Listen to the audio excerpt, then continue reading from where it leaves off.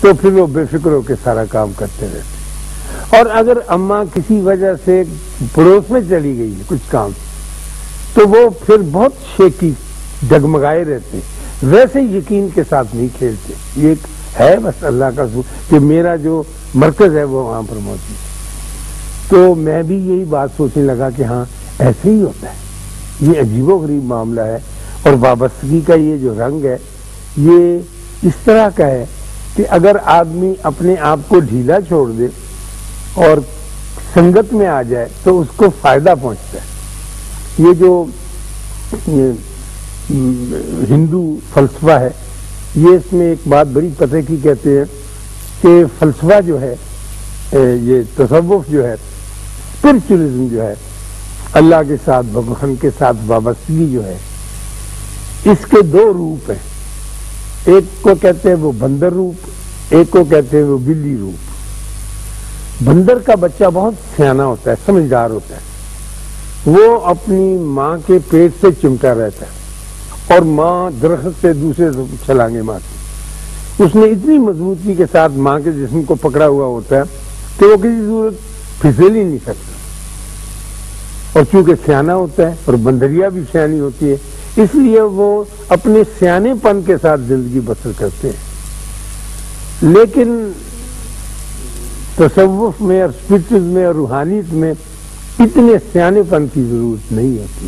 اس کا تقاضا نہیں کہ آپ بہت سیانے ہو کے زندگی بسر کریں. تو جب کبھی وہ ماں چھلانگ لگاتی ہے پہاڑوں کے اوپر ایک دیش سے دوسرے اور اس کے ہاتھ چھوٹ جاتے ہیں تو وہ 18,000 فٹ کی بلندی سے نیچے گرتا ہے اور چٹان سے ٹکرا کے پاس ہو جاتا ہے. وہ ساری عقل و دان شہری. بلی کا جو بلونگڑا ہے آپ نے دیکھا وہ کھیلتا رہتا ہے, اس کو ماں کی پرواہ نہیں ہوتی کہ کہاں ہے.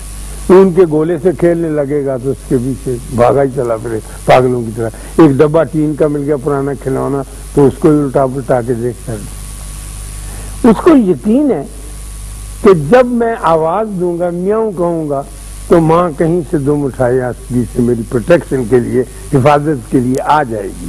مجھے اس کے ساتھ چمٹے رہنے کی ضرورت نہیں, وہ مجھے ملے گی ضرور. اور میری قربت ایسی ہونی چاہیے مجھے پتا ہو کہ میری ماں. تو جب میں ریڈیو کے قریب ہاتھ کرتا تھا تو یہ ساری باتیں میرے ذہن میں آتی ہیں اور میں سوچتا تھا کہ اگر بندہ اللہ کے ساتھ ایسے وابستہ ہو جائے کسی نہ کسی طرح سے, یہ سمجھ لے کہ میں اس کے قریب جاؤں گا تو وہ ساری میگنیٹک فیلڈ, وہ بجلی کا وہ دائرہ جس کے اندر میں جاتا تھا اور آواز اونچی ہوتی تھی وہ مجھے ضرور ملے گا. اور میرا اللہ جو ہے یہ مجھ سے بات ضرور کرے گا اور میں اس سے بات ضرور کروں گا. لیکن چونکہ میں بڑی باقاعدگی کے ساتھ جب نماز پڑھتا تھا, اب بھی کبھی کبھی باقاعدگی کے ساتھ پڑھ لیتا ہوں, لیکن جب میں بہت پابندی کے ساتھ, تو میں یہ سمجھتا تھا کہ جب میں نماز پڑھ لیتا ہوں تو ٹھیک ہے, بس میرا اللہ کے ساتھ وابستگی ہو گئی, اللہ ہی کے حکم کی میں تعمیل کر رہا ہوں.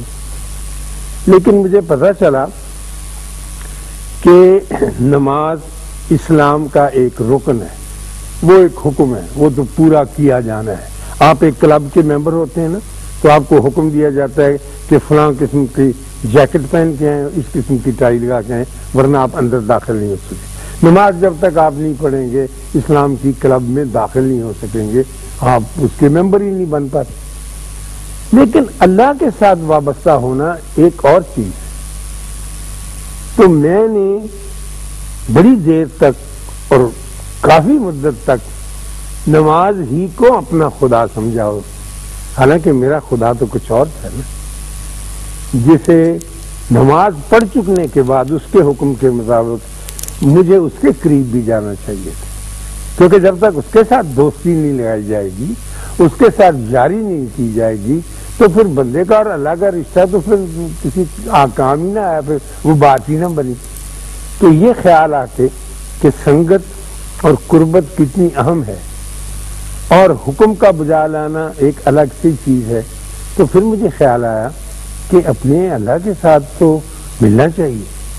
اور جب اللہ کے اعلان کو ٹٹولا تو پتہ چلا اللہ کہتا ہے کہ اللہ میرا ذکر کرو, جب تم فارغ ہو جاؤ نا نماز سے، نماز تو پڑھ لی ہے، پھر تم بیٹھے لیٹے، پہلو کے بل لیٹے بیٹھے کھڑے، میں اللہ مجھے معاف کرے ٹھیک سے یاد نہیں، لیکن میرا ذکر ضرور کرو، اور میرا ذکر ہی سب سے افضل چیز ہے، اور اسی سے تم کو فلاح ہوگی۔ اور پھر جب میں نے تیسری چیز پڑھی، اللہ تعالیٰ نے کوئی 15-16 اپنے ذکر کے بارے میں بیان دیے۔ جب آپ نے فرمایا کہ تم میرا ذکر کرو میں تمہارا ذکر کروں، اس سے اچھی اور بات ہاٹ لائن نہیں ہوتی۔ آپ موبائل لیتے، ادھر سے ٹیلی فون کیا، آپ بولیں ادھر سے جواب آئے تو پھر ہی ٹیلی فون ٹھیک ہے نا کام کا۔ تو اللہ کہتا ہے کہ تم میرا ذکر کرو میں تمہارا ذکر کروں۔ تو اس سے مجھے بڑی خوشی چڑھ گئی کہ یہ تو بڑا اچھا ہو گیا کام، ذکر کرتے ہیں اس کا تو پھر وہ بھی ظاہر ہے کہ جواب دیتا۔ تو مجھے کبھی کبھی ایسے لگنے لگا، اس زمانے میں جب میری کیفیت اچھی تھی، اب تو میں بہت چیڑا بڈھا جھٹی ضدی اور طرح کا ہو گیا، اس وقت میں ذرا ملائم شخص تھا۔ تو میں نے اللہ کے قریب جانے کی کوشش کی اور راستہ ملتا گیا کہ آئے، اور بڑا آسان کام ہے جب اس کے قریب پہنچوں۔ تو پھر مجھے خیال آئے کہ میں تو اللہ کا ذکر کر رہا ہوں، تو اللہ بھی میرا ذکر ظاہر اس کا وعدہ کر رہا ہوں۔ پھر میں نے سوچا اللہ میرا کیا ذکر کرتا ہوں، یعنی میں تو کوئی میری ہستی نہیں، 2 ٹکے کا بندہ بھی ہے۔ پھر میں نے کہا شاید اللہ میاں پوچھتے ہوں گے حضرت میکائیل سے کہ یہ جو اشفاق ہے موٹا بہت ہو گیا، تو وہ حضرت میکائیل ڈرے ہوں گے کہ خوراک ہی نہ بند، ان کے چارج میں ہے نا سب کے۔ تو انہوں نے کہا اگر نہیں اللہ میاں یہ شروع سے ہی ایسے ہیں، گفلو سا ہوتا تھا بچہ بھی ایسے ہی ہے، کوئی نہیں ٹھیک ٹھاک ہے۔ کیونکہ اچھا جی کچھ ایسی باتیں میں اپنے طور پہ سوچتا رہا۔ تو قربت اور ہوتی ہے، جو خوف ہوتا ہے نا اللہ کا یہ کم ہوتا گیا، اور ان کی قربت بہت بہت سمٹ کر قریب آتی۔ تو پھر مجھے یہ بھی ایک اس بات کا شوق پیدا ہوا کہ اس کے پاس جانے کے لیے لوازمات کیا ہوں، ہم کس طرح سے، کون سی ڈیوائس، کون سے طریقے، کون سے رنگ، کون سے روپ اختیار کریں کہ اس کے پاس جائے۔ تو کچھ نہیں، یاد رکھیے اللہ کے پاس جانے کے لیے، اس سے بات کرنے کے لیے، اس سے تھوڑا سا وقت نکال کے بات کرنے کے لیے کسی نہانے دھونے کی، وضو کرنے کی، میک اپ کرنے کی کوئی ضرورت نہیں۔ گندے مندے سر جھاڑ منہ پہاڑ بالکل بغیر ایسے ہی چلے جاؤ، کیونکہ پاکیزگی آپ اپنے آپ کو خود عطا نہیں کر سکتے۔ آپ گندے مندے جائیں گے تو اللہ میاں کہے گا کہ ہو یہ جو میرا بندہ گندا ہے ادھر بیٹھ میں اس کو صاف کر دوں، تو وہ صفائی جو کرے گا، تو ہم تو اپنے آپ کو وہ صفائی نہیں کر سکتے۔ اس کی خدمت میں پہنچ جانا جو ہے سب کچھ عطا کر دے۔ آپ نے دیکھا ہوگا گاؤں میں، جو جس کا تعلق گاؤں سے ہے، کہ سردیوں میں اکثر بابے ہوتے ہیں نا، وہ گھر کی دہلیز پہ بیٹھے ہوتے اور کھیس انہوں نے لیا ہوتا، اور ان کے قریب سے جب ان کا کوئی پوتا یا پوتی گزرتی جھپٹا مار کے اس کا بازو پکڑ کے اسے گود میں بٹھا لیتے اور کہتے ہیں تیری ماں کیا کہتی، چیچیاں لگی ہیں، گندا تیرا چہرہ ہے بیوقوفا، باہر کیا چلی جا رہی۔ تو وہ اپنا لے کے نا کھیس انگلی پہ لگا کے تھوک لگا کے اس کی ساری صفائیاں کر کے پھر کہتے ہیں جب آ گیا۔ یہ ان کی محبت کا ایک طریق ہوتا ہے، خود اپنے آپ کو صفائی نہیں کر سکتے۔ آپ اپنے بوٹ کے تسمے کھینچ کر اپنے آپ کو اوپر نہیں اٹھا سکتے، کوئی اٹھائے گا تو آپ اٹھ سکیں گے نا۔ آپ تو یہ سمجھتے ہیں کہ میں ایسے ہی اٹھ جاؤں گا اپنے زور، ایسے ہوتا نہیں۔ تو کبھی بھی یہ نہیں ہوتا کہ بندہ خود کو ٹھیک کر سکے جب تک کہ اس کا تعلق نہیں ہوگا۔ اللہ کے پاس جا کے کہے گا نہیں ایک کوٹھڑی میں، ایک گندے گراج میں چھپ کے کہ جی میں تو مارا گیا، میں تو ماری گئی، مجھے تو سمجھ نہیں آتا، یہ جو ساری مشکلات ہیں اس کا کوئی بندوبست کر کے نہیں مر گیا۔ وہ پھوپھی میرا کو 80,000 قرض دیا تھا وہ واپس نہیں کرتی، اللہ میں سے کرو نا۔ ماما جو ہے ہمارے ساتھ سلوک اچھا نہیں، حالانکہ میں نے رشتہ دیا اپنی بیٹی کا، ماما سورا بن کے بھی عقل نہیں کرتا اللہ میاں، تو کر۔